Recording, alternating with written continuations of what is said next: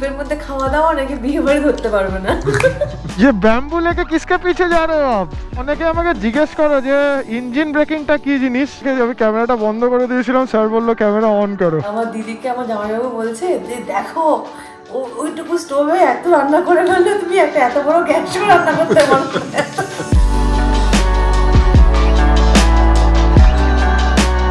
তোমরা জানো আমাদের একটা অফবিট অরুণাচল প্রদেশের সিরিজ চলছে, আর এই সিরিজে গত পরশুদিন বিকালবেলা আমরা আনিনি এসে পৌঁছেছিলাম, আর গতকাল আনিনি এক্সপ্লোর করেছি।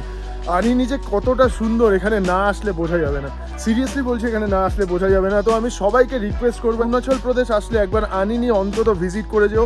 সুইজারল্যান্ডের থেকে কোনো অংশে কম নয়। আমাদের মধ্যে বেশিরভাগই সবসময় না আমরা ব্র্যান্ড চাই, যে একটু বাইরে যাব, বড় বড় জায়গায় ট্রিপ করবো, সুইজারল্যান্ড, আয়ারল্যান্ড, গ্রিনল্যান্ড, কিন্তু এত সুন্দর জায়গা যে আমাদের ইন্ডিয়াতে রয়েছে না দেখলে বিশ্বাস করা যাবে না। আশা করছি তোমাদের ভিডিওর মাধ্যমে কিছুটা তুলে ধরতে পেরেছি। আশা করছি তোমরা বুঝতে পেরেছো যে আনিনি কতটা সুন্দর, ঠিক কতটা সুন্দর। কি आप बैठने वाले थे, चले आए? हाँ, आप उधर बैठने वाले थे, बोले क्या ब्रूनी में? ओ कल नहीं गए? कल गए नहीं, बारिश की वजह से नहीं गए? अभी जा रहे हो? अच्छा। এই দাদা হচ্ছে আমাদের এখানকার ড্রাইভার দাদা, ওনারা ব্রুনির দিকে যাবে। কালকে আমরা ব্রুনির কাছাকাছি চলে গেছিলাম, তো ব্রুনির দিকে যাবে ওনারা, তো সেটা হচ্ছে ব্যাপার। তো আজকে বেরোবে, ওখানে মোটামুটি 10-15 দিন বসবে, ওদের কি কাজ রয়েছে। এই ঠিক উপরে এখানে আর্মি ক্যাম্প রয়েছে, আর তার সাথে আনিনি লেখা রয়েছে, দেখতে পাচ্ছ তোমরা। এই হচ্ছে আনিনির ভিউ। এই পাহাড়ের কালারগুলোই অন্যরকম, যদিও শীতকাল চলছে এখন, আর কদিন পরে হয়তো এগুলো সবুজ হয়ে যাবে, পুরো গ্রিন হয়ে যাবে। আর দেখতে পাচ্ছ এদিকে কিরম ভাবে মেঘ করে রয়েছে, জাস্ট মায়াবী একটা ওয়েদার হয়ে রয়েছে, জাস্ট মায়াবী। আর এদিকে প্লাম ফুলগুলো দারুণ দেখতে লাগছে। এইদিকেও মেঘ, পুরো চারপাশ যদি আমি ক্যামেরা ঘোরাই মেঘ মেঘ আর মেঘ। কালকে সন্ধ্যেবেলা এখানে বেশ কিছু বাইকার এসছে, ওরা মনে হচ্ছে আসামের, দেখি নাম্বার প্লেট, হ্যাঁ আসামের। মোটামুটি 4টে বাইকারও এসছে, তার মাঝখানে আমার বাইক দাঁড়িয়ে আছে। এখনো বাইকে লাগেজ লোড করা হয়নি, জাস্ট ব্রেকফাস্ট করবো, তারপরে লাগেজ লাগাবো। দেখি বনি এদিকে কি করছে। হুট করে কারেন্টটা চলে গেছে, এখনো অবধি জ্বালায়নি কিছু, মানে ইনভার্টার জ্বালায়নি। কি হয়েছে? ব্রেকফাস্টে সেই ওটস, অন্য কিছু তো খাওয়াতে পারছিস না। এটাই তো হেলদি, আবার কি খাওয়াবো?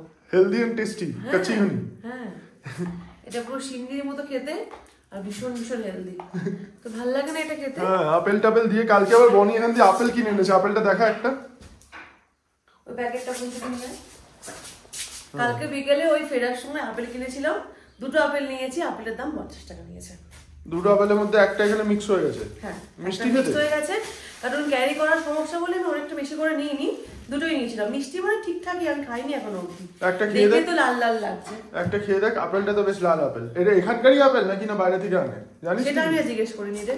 হ্যাঁ, দেখ একটা আপেল কামড়ে দেখ, সবই আপেলই উঠছে।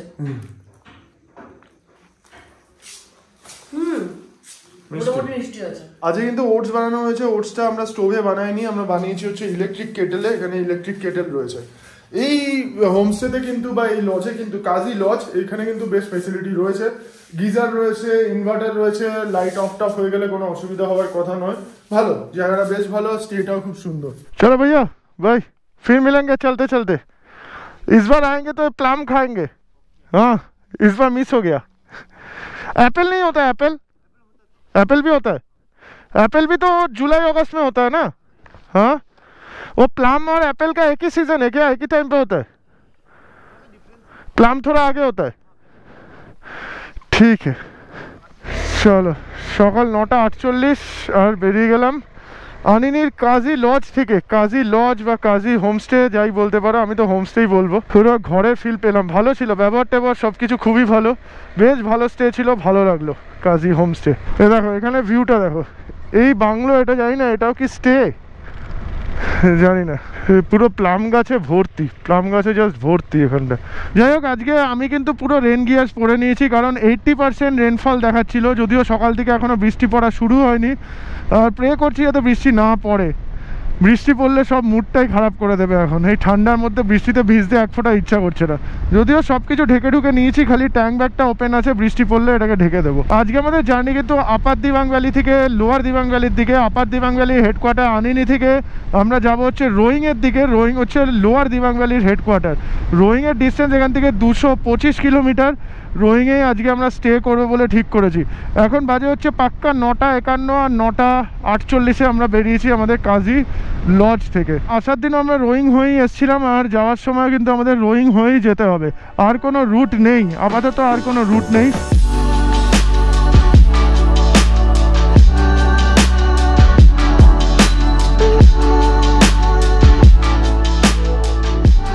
গতকাল কিন্তু চিগু যাওয়ার আগে আমরা আনিনি থেকে পেট্রোল ভরেছিলাম, আবার চিগু থেকে ফিরে এসে আবার পেট্রোল ফুল করে নিয়েছি, যাতে রোয়িং যেতে কোনো অসুবিধা না হয়, সকাল সকাল বেরোনোর সময় যাতে আর পেট্রোল ভরার ঝামেলাটা না থাকে। তো এই ঝামেলাটা কালকে করে নিয়েছি, মিটিয়ে নিয়েছি আর কি বলতে পারো। তো ফিউল রেঞ্জ দেখাচ্ছে 260 কিলোমিটার। আমি জানি না, একটু কমই দেখাচ্ছে, একটু আগে 290 দেখাচ্ছিল, হঠাৎ করে 260 হয়ে গেল। অ্যাকচুয়ালি এরকম হাই অল্টিটিউডে আসলে বা ঠান্ডার মধ্যে আসলে একটু এদিক ওদিক হয়, কিন্তু এখন 300 কিলোমিটার তো বাইক চলবেই, কোনো অসুবিধা হবে না, 300 কিলোমিটার চলবে। একটু পরে হয়তো আবার বেড়েও যাবে। 25.3 কিলোমিটার পার লিটার মাইলেজ দিচ্ছে বাইক, কারণ বাইকে এত লোড রয়েছে, মাইলেজ একটু কম দেবেই, কম দেওয়ারই কথা। মানে ডিসপ্লে বলছে 25.3 কিলোমিটার মাইলেজ দিচ্ছে পার লিটার, কিন্তু আরেকটু কমই হবে। ডিসপ্লে যা বলছে তার থেকে 1-2 কিলোমিটার কম করেই ধরতে হবে আমাকে।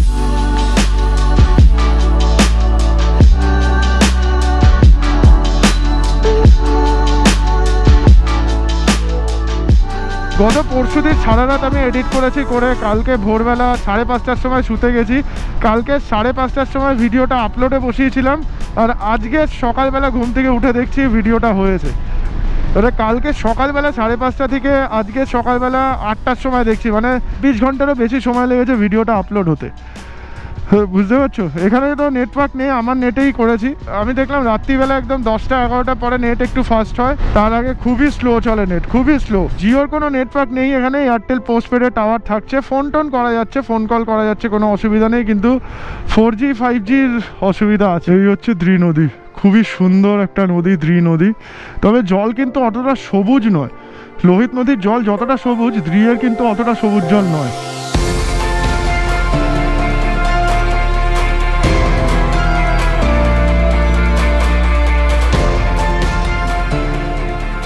হুনলি 120 কিলোমিটার, রোয়িং হচ্ছে 220 কিলোমিটার। হুনলিতে আসার সময় আমরা ছিলাম, ওয়েদার প্রচণ্ড খারাপ হয়ে গেছিলো, আর সেই ওয়েদারে রিস্ক নিইনি সামনের দিকে আসার, তো হুনলিতে থেকে গেছিলাম। দ্রি নদী তো নিচের দিকে এরমভাবে গেছে, আর উপরে একটা সবুজ বুগিয়াল দেখতে পাচ্ছি আমি, পুরো সবুজ। হাই অল্টিটিউডে গ্রাসল্যান্ডকে বুগিয়াল বলে, যারা জানো না তাদেরকে বলে দিলাম। এটাকে লো অল্টিটিউডে এটাকে ফিল্ড বলতে পারে, কিন্তু হাই অল্টিটিউডে এটাকে বুগিয়াল বলে। ছোট্ট একটা বুগিয়াল রয়েছে, ওখানে যদি টেন্ট করে থাকা যায় না, তাহলে নেচারের মজাটা পুরো নেওয়া যেতে পারে। এসব করতে গেলে ট্রেকিং করতে হবে, ট্রেকিং ছাড়া অসম্ভব। একটা লাল কালারের টেন্ট হবে সত্যি। রান্না করব আমি স্টোভ জ্বালিয়ে। হ্যাঁ, স্টোভ জ্বালিয়ে রান্না করব। ও সাবাস, আর কি চাই।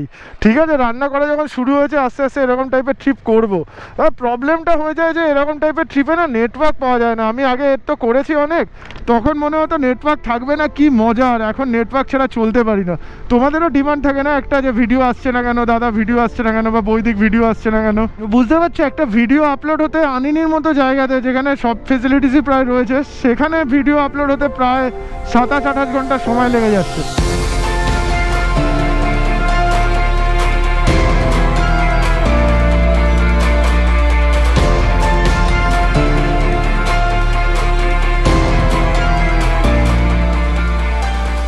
আমরা একদম দ্রি নদীর পাশে ছিলাম, সেখান থেকে কতটা উপরে চলে এসেছি, যদিও আপ ডাউন করে আমাদের জার্নি চলছে।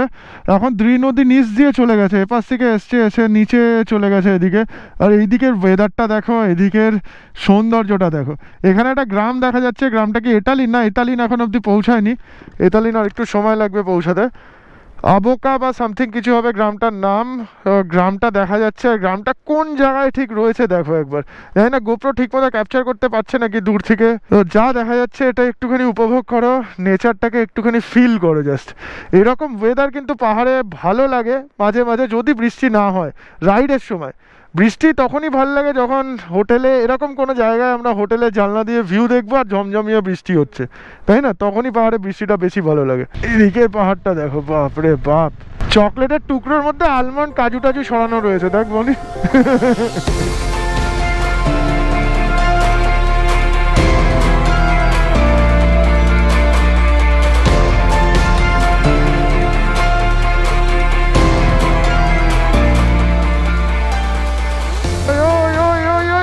क्या कर रहे हो आप? क्या कर रहे हो इसको लेके?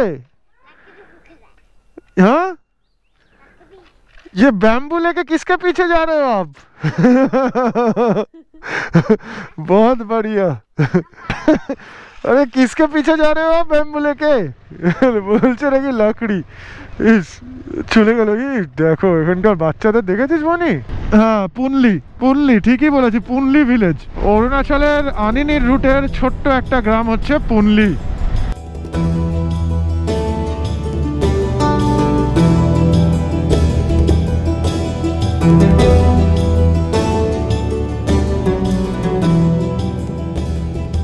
পুরো র বিউটি বলে না আনিনির রুটের, র বিউটি, পুরো র বিউটি। দেখো পুরো যে কোনো হিমাচলে ক্লিফ হ্যাঙ্গারকে হার মানাবে এই রোড, যে কোনো হিমাচলে ক্লিফ হ্যাঙ্গারকে। এই সামনে গিয়ে প্যাঙ্গন বা তালো নদীর উপর ব্রিজ ক্রস করে আমরা এতালিন পৌঁছাবো। এটাও এতালিনের মধ্যেই পড়ছে বলতে পারো। এতালিনে ছোটোখাটো খাবার দোকান রয়েছে আর তার সাথে বাইকের টুকটাক কাজও হয়ে যাবে মনে হচ্ছে। টয়লেটও রয়েছে রাস্তায়, কিন্তু আমি বেশ টয়লেট দেখতে পাচ্ছি। প্রত্যেকটা গ্রামেই কিন্তু একটা করে টয়লেট রয়েছে।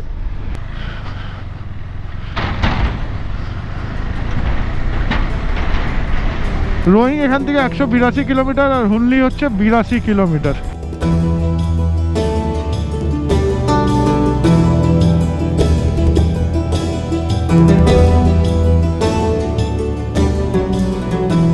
ভালো রাস্তার পার্ট কিন্তু মোটামুটি মিটে গেছে।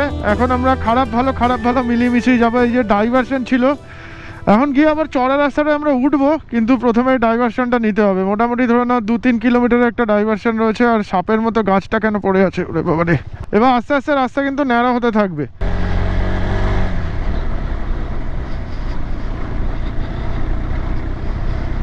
উঠে গেছি, আবার উঠে গেছি। ওদিকে ল্যান্ডস্লাইড হয়েছে, তাই জন্য রাস্তার কাজ মানে পুরো ঘুরিয়ে নিচে নামিয়ে আবার উপরে তুললো, রাস্তাটায় কানেক্ট করে দিল।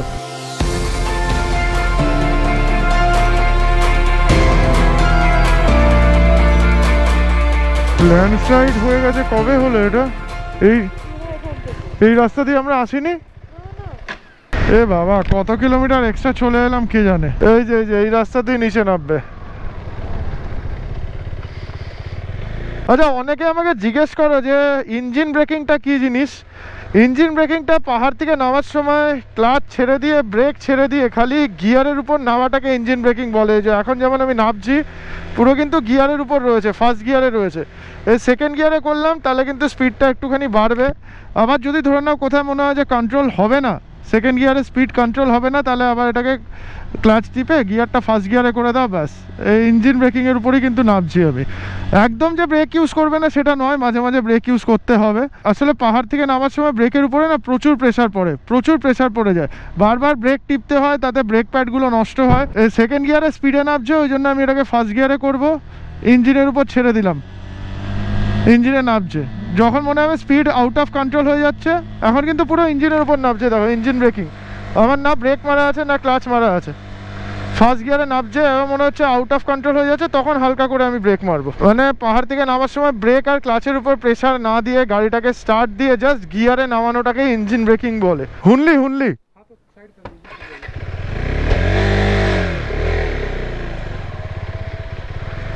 এখানে মনে হচ্ছে চেকিং করবে। স্যার एक कैमरा मेरा ऑन है, बंद कर दे। तो अभी कैमराটা বন্ধ করে দিয়েছিলাম, স্যার বললো ক্যামেরা অন করো। ऑन कर लीजिए। आप भी राइड करते हो? अच्छा, छुट्टी पे। आपका तो 1 महीने का छुट्टी होता है? हाँ, जो भी छुट्टी होता है उसमें हम भी राइड कर लेते हैं। कहाँ है घर, किधर है आपका? बिहार से हो? अच्छा, बहुत बढ़िया। बिहार कहाँ पे? बक्सर। गया मैं, बक्सर गया बिहार, लेकिन वो रोड बहुत कंजेस्टेड है। 4 लेन मैं गया था कुछ दिन पहले उधर बक्सर, मतलब आपका वो औरंगाबाद से बक्सर वाला रूट लिया, फिर उधर से पूर्वांचल एक्सप्रेसवे लिया। फिर मैं गया अयोध्या गया था, तो कोलकाता से अयोध्या, तो तब वो वाला लिया था, लेकिन थोड़ा सा नैरो है, कुछ कुछ जगह पे अभी ठीक है, लेकिन थोड़ा सा नैरो रास्ता है, कहाँ काम चल रहा है। Thank you sir. आपका शुभ नाम क्या है? RK Yadav sir. Thank you, nice meeting you sir, thank you so much. আমি ক্যামেরাটা বন্ধ করে দিয়েছিলাম, বললো যে ক্যামেরা চালিয়ে নাও, কোনো অসুবিধা নেই, हम भी রাইড করতে হবে। ভালো লাগলো বেশ। উনি কিন্তু আর্মি ছিলেন না, উনি প্যারামিলিটারি ছিলেন, CRPF, মোস্ট প্রবাবলি CRPF ছিলেন বা CISF না, CRP দেখলাম, CRPF ছিলেন, সেন্ট্রাল রিজার্ভ পুলিশ ফোর্স। আবার কিছু টাইমের জন্য ভালো রাস্তা পেয়ে গেছি। দেখো রাস্তার মাঝখানে পাথর টাথর পড়ে আছে, দেখেছো, ল্যান্ডস্লাইড জোন পুরো। এবার আমাদের নিচের দিকে নামতে হবে, নেমে দিবাং নদী ক্রস করতে হবে। দিবাং নদী এখনো অবধি আমাদের রাইট সাইডে রয়েছে, এরপরে লেফট সাইডে চলে যাবে।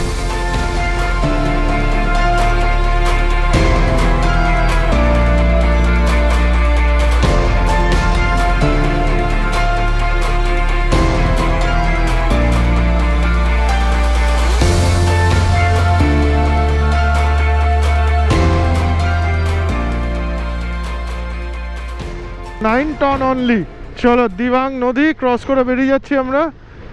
এবার দিবাং নদী আমাদের বাদিকে চলবে, খানিকক্ষণ পরে আবার গায়েবও হয়ে যাবে কোথায়। তাহলে আমার মার কথা অনুযায়ী পাকদণ্ডী রাস্তা পুরো শুরু হয়ে গেল। এখন এখান থেকে হুনলি, তারপরে মায়োডিয়া পাস ক্রস করে নিচের দিকে নামবো, পুরোপুরি এই রাস্তায় থাকবে। রোয়িং এর একদম কাছাকাছি অবধি আমরা এরকম রাস্তা পাবো। এখান থেকে মায়োডিয়া 10 কিলোমিটার, আর পাশে পৌঁছানোর আগে থেকেই ওয়েদার দেখতে পাচ্ছি প্রচন্ড খারাপ হয়ে গেছে, পুরো মেঘ ঢুকে গেছে রাস্তায়। বৃষ্টি তো হচ্ছে, বৃষ্টি তো অনেকক্ষণ ধরেই হচ্ছে। আসতে যাও কাকা। এরকম একটা বুক ধুকপুকানো ভিউ না দেখি আর পারলাম না, না দাঁড়িয়ে পারলাম না। এরকম একটা ভিউ দেখে চুম্বকের মতো আমাদের আটকে নিল ভিউটা পুরো, বলতে পারো দাঁড়িয়ে গেলাম ওই জন্য। মায়োডিয়া চলে এসেছি প্রায়, এখান থেকে আর 5-6 কিলোমিটারের মধ্যে মায়োডিয়া রয়েছে, মায়োডিয়া পাস। তার আগে এরকম একটা ভিউ, এই উপরেই রয়েছে পাস, এখানেই আমাদের যেতে হবে, এদিকেই পাস ক্রস করতে হবে, করে অপোজিট সাইডে নেমে যেতে হবে আমাদের।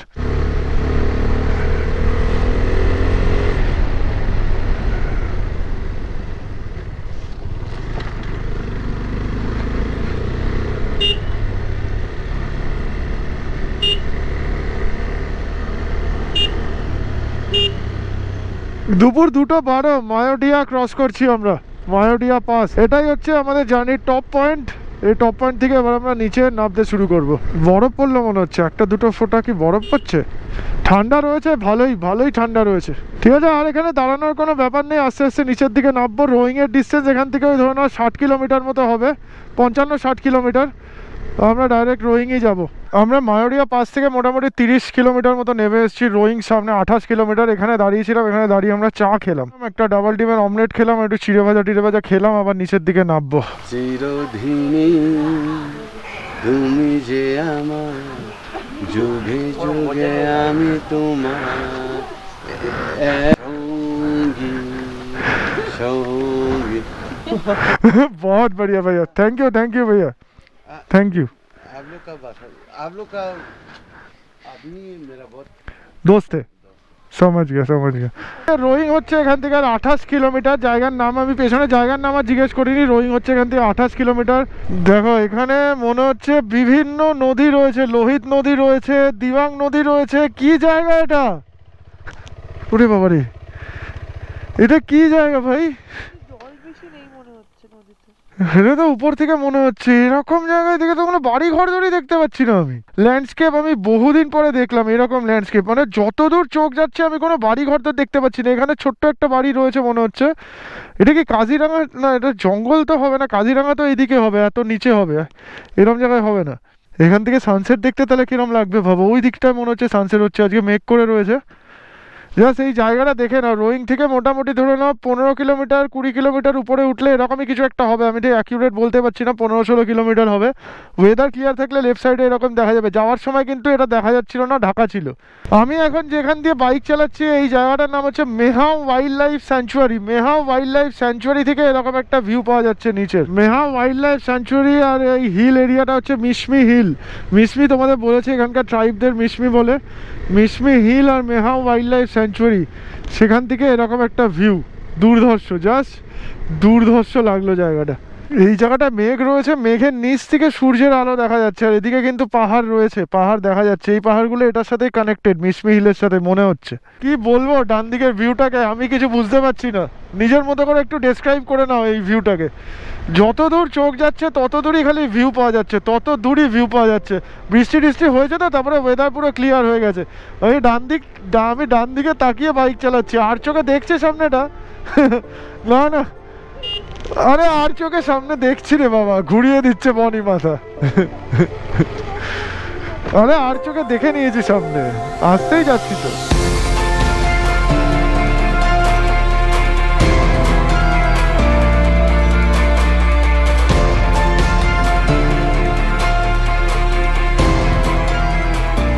এখন বাজে হচ্ছে বিকাল 4:46, আর আমরা রোয়িং থেকে বেরিয়ে যাচ্ছি।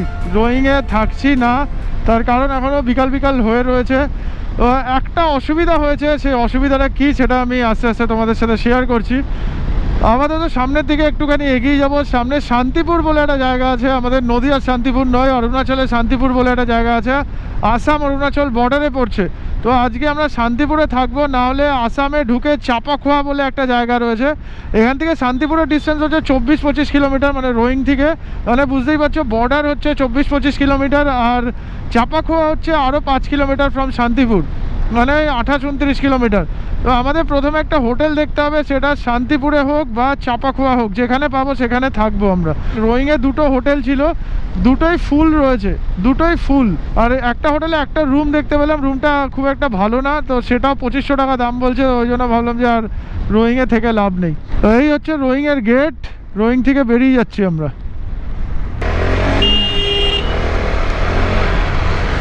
এই বাদিকে চলে যাচ্ছে তেজু। আমরা কিন্তু এই তেজুর দিক থেকেই এসেছিলাম যখন এদিকে যাচ্ছিলাম। ভূপেন হাজারিকা সেতু 45 কিলোমিটার, তিনসুকিয়া 110 কিলোমিটার।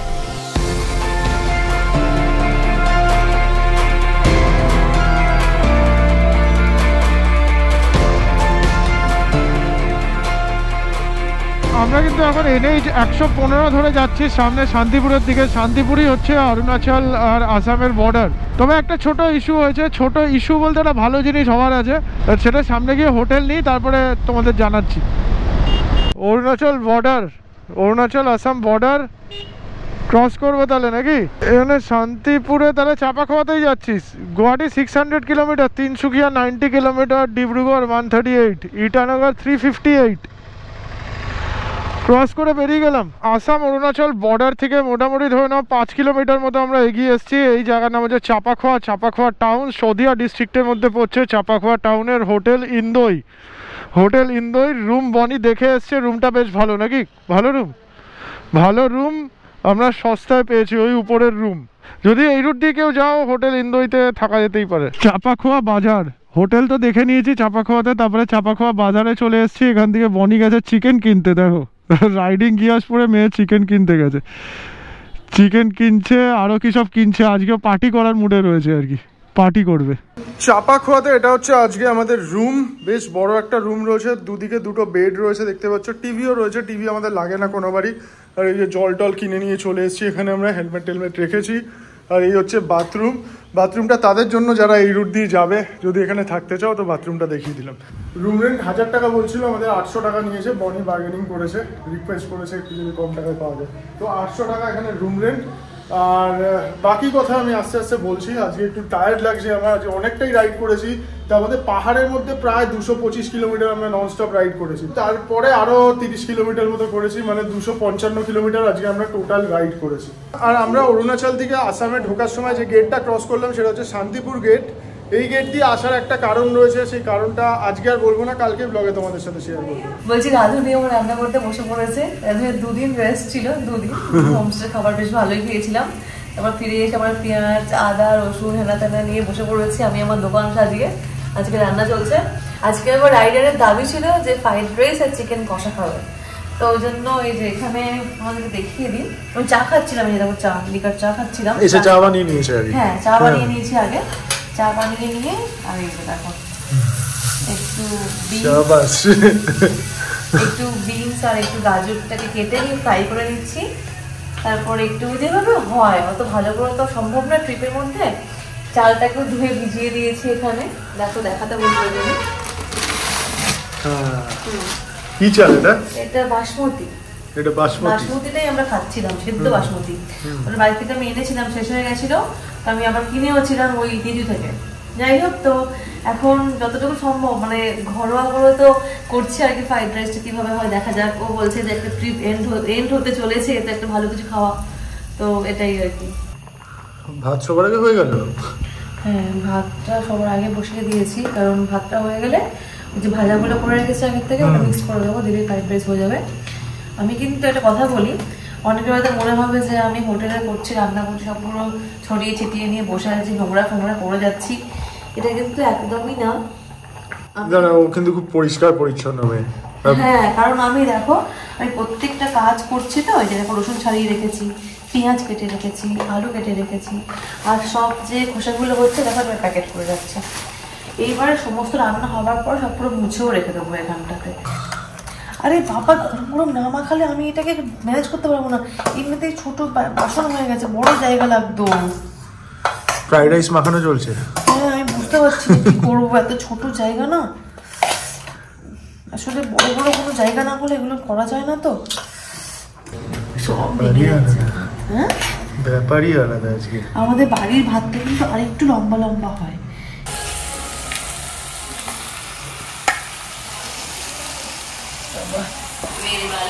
আমি ফ্রেশ ট্রেশ হয়ে গেছি, শ্যাম্পু ট্যাম্পু করে নিয়েছি, আর তারপরে এসে জাস্ট ল্যাপটপটা খুলেছি, খুলে ডেটাগুলো ট্রান্সফার করছিলাম। আর তার মধ্যে দেখছি বমি অবস্থা, এখানে মোটামুটি সবকিছু পরিষ্কার হয়ে গেছে।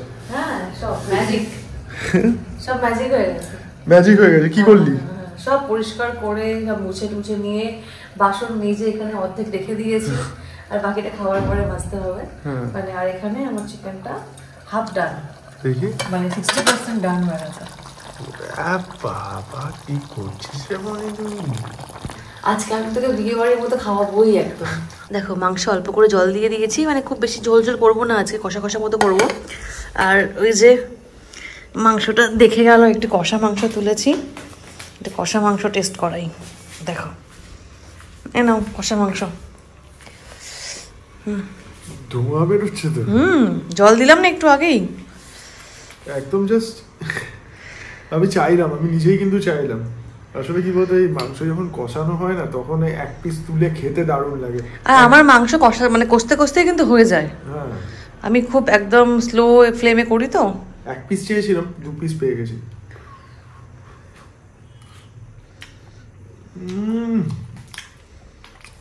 কালার দেখেই তোমরা হয়তো বুঝতে পেরেছো। দুর্ধর্ষ, জাস্ট দুর্ধর্ষ। হঠাৎ করে তোমাদের মনে হতে পারে যে অরুণাচল থেকে ডাইরেক্ট আসাম চলে এলাম, বাকি প্ল্যানের কি হলো। আমরা এইবারে যে ট্রিপটা প্ল্যান করে এসেছিলাম, তার মধ্যে 3টে জায়গা ছিল, জার্নির কথা আমি বাদ দিচ্ছি, মানে 3টে জায়গা ছিল, 3টে আমাদের আলটিমেট ডেস্টিনেশন ছিল। তার মধ্যে 2টো আমাদের কভার করা হয়ে গেছে, আরেকটা ডেস্টিনেশন বাকি রয়েছে। কিন্তু তার মধ্যে একটা খবর আমার কাছে চলে এসেছে, যে খবরটা আসার কথা ছিল। আমি জানতাম যে সামনে একটা ডেট রয়েছে, যে ডেটে একটা ইভেন্ট হওয়ার কথা ছিল, কিন্তু সেই ইভেন্টটা ফাইনালাইজ হয়নি। আমি যখন ট্রিপে বেরোচ্ছিলাম তখনও সেটা ফাইনালাইজ হয়নি, কিন্তু হতে পারে বলে এরকম একটা ধারণা আমার কাছে ছিল, কিন্তু ফাইনাল ছিল না। আর আজকে বিকালবেলা যখন আমরা রোয়িং পৌঁছেছি, তখনই দেখা গেল যে ওই ইভেন্টটা ফাইনাল হয়ে গেছে। তো ইভেন্টটা আমার কাছে খুব ইম্পর্টেন্ট, তো কলকাতাতে আমাকে তার জন্য যেতেই হবে। আর ইভেন্টটা কি সবকিছু তোমাদের সাথে শেয়ার করব, হয়তো এই ব্লগে হবে না বা এই সিরিজে হবে না, কলকাতা ফিরে আমি সবকিছু তোমাদের সাথে শেয়ার করব। তো একটা জায়গা যেটা বাকি থেকে গেল, তো সেই জায়গাটা আমরা কিন্তু দেখাবো তোমাদের অবশ্যই, কিন্তু এইবারে আর হবে না, নেক্সট বারে দেখাবো। নেক্সট বারে আবার অরুণাচল, তো এইবারে যদি ওই জায়গাটাও দেখিয়ে দিতাম না, তাহলে আর অরুণাচলে আসার কোনো চান্সই থাকতো না, মানে সবকিছুই হয়তো হয়ে গেছে, এরকম ব্যাপার হতো আর কি। তো নেক্সট টাইম আসবো, ওই জায়গাটা ভিজিট করবো, এইবারে আর করতে পারছি না। তো তার জন্য আর কিছু বলার নেই, ইভেন্টটা আমার কাছে সত্যি খুব ইম্পর্টেন্ট। আস্তে আস্তে তোমাদের সাথে সবকিছু ডিটেলসে শেয়ার করবো। আপাতত এখানে খাবার রেডি হয়ে গেছে, দেখছি বনি কি খাবার। হ্যাঁ, কি বলছিস বল।